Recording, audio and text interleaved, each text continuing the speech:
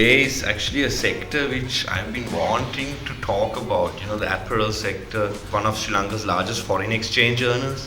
Yes. It employs so many people. Many people rely on this sector. We were doing very well for so long. I, of course, do not know the current state of it as you do. And even one of Sri Lanka's largest private sector companies is an apparel company in terms of the people they employ.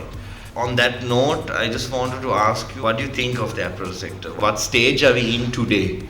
I would say everything goes through evolution. And apparel space, if you really think of how it started in Sri Lanka, mainly it was in 1980s when the open economy came up and the multiplier agreement came into effect. So we were best dominantly with the MFA and we was allocated a certain amount of quota and we utilized it. And our initial footprint in apparel was made to both investors, with the Brits, some of the Germans who came over here, or some likes of Koreans who came over here.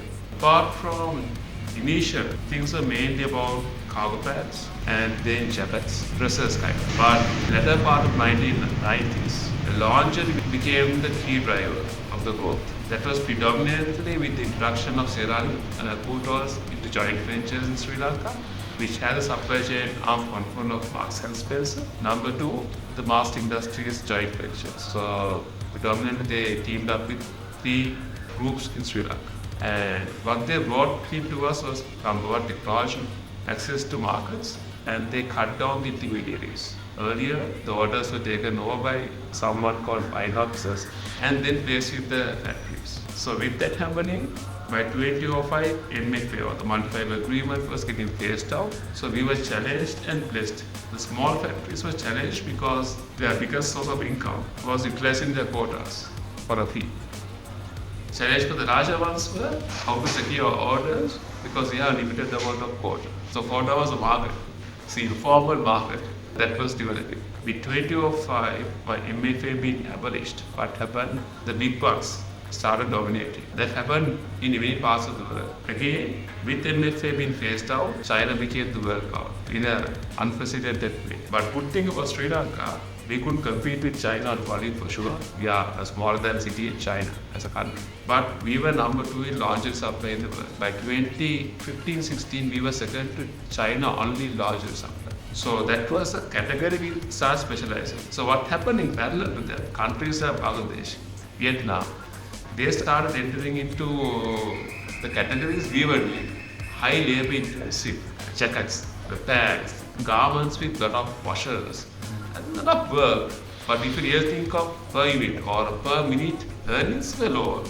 So higher workmanship, lesser returns, it started going to these cheap destinations. And Sri Lanka, we released those capacities. Not fully, but to a certain extent. We started absorbing orders from a category I always call it's like intimate performance sports swim.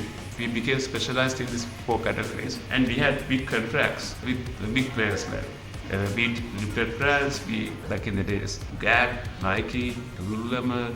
So all these big buyers started coming to us and working directly with those companies. So we were graduating from manufacturing entity to a supply chain solution entity into design product development solution country.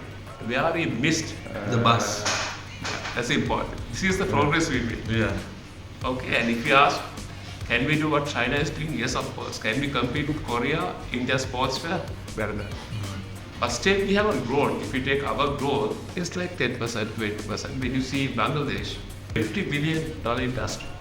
And every corner we have a garment factory. Vietnam, we taught them how to do it. Together, Koreans and some Chinese. Huge. So why we couldn't keep the momentum? So the biggest thing That is exactly my second question. Yeah. So the momentum. Why the momentum is not there in the industry? The biggest thing I see, maybe wrong, may not be correct, or whatever. Our cost factor started moving up. Not that we paid higher wages. The sourcing of raw materials. Raw material base we developed. Yeah. Over time, when we start lingerie at the initial stage, we have lasers.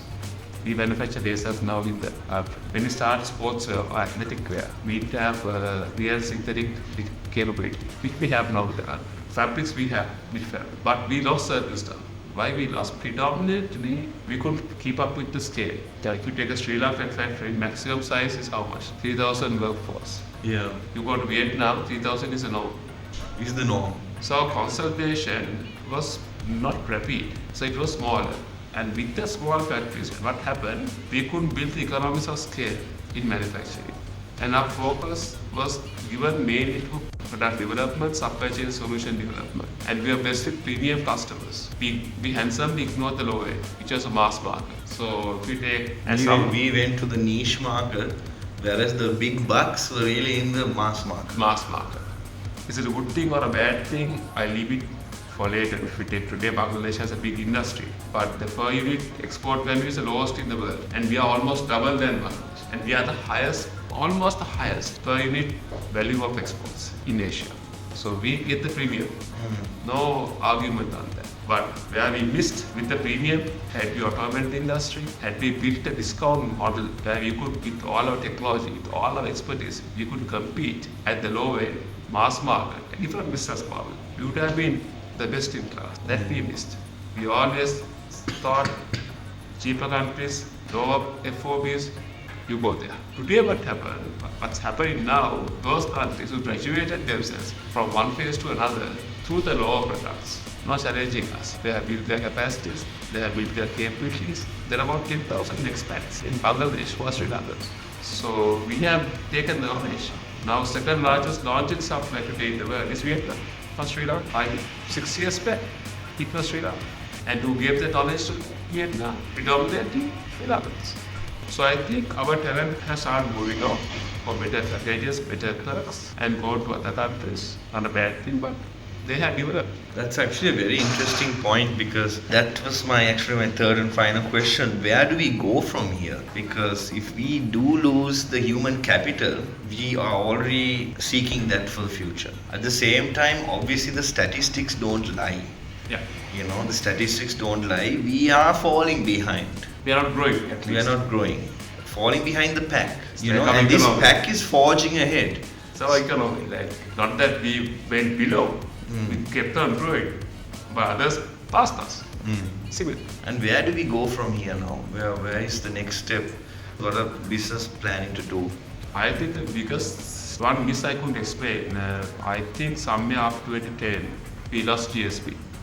That was the biggest blessing for Vietnam, Indonesia, and Bangladesh. We lost the grip of the European market.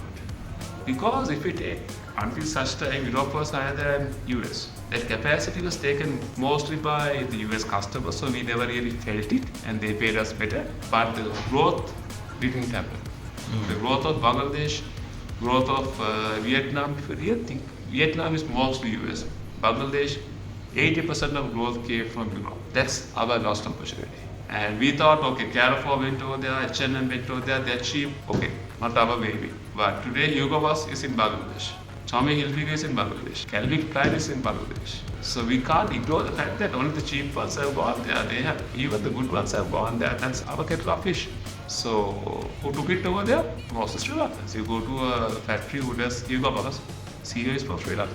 Chief technical officer. And they're based Sri Lanka. So that just shows how a government policy led to one event, which led to another event, and finally ended up affecting such a large market in this country. Government policy, and again our industrial policy of the big companies. They never, all the big companies, we always niche market driven. Niche market driven, that was your first point. Yeah, if you take today, I think our biggest group should be about 2 billion. And if you go to Korea, their per capita is almost, I think, 10 times more than us, Sri Lanka. So they start moving the industry out to Vietnam, Cambodia, to Central America. Because they went to this duty-free pocket, especially in Central America, to service the mass market in the US, which we didn't do. Today, if you take Saturday, they have about 10,000 people in Haiti. Go to Guatemala, they have about 6,000 people. So that is to use the regional trade flats, Capadia, Open Health, and NAFTA. That's one area we really missed out. Today, Saturday is about $3 billion plus entity, which started almost same time, like our big boys started. So they have given, not that they are doing premium wise, they are doing premium, but they had a solution for discount, the mass market. That's what we have learned. And Chinese, they have done. There are big Chinese groups, above 2 billion. There's one big Chinese laundry supplier. They're in Indonesia, they're in Bangladesh, they're in China. So they are producing China for China. They have their own brand and they are doing private labels in Indonesia and in Bangladesh. Again, software, where they get the software, Sri Lanka. So our companies haven't leveraged to that level. Our utilization of free trade agreements had been quite bad.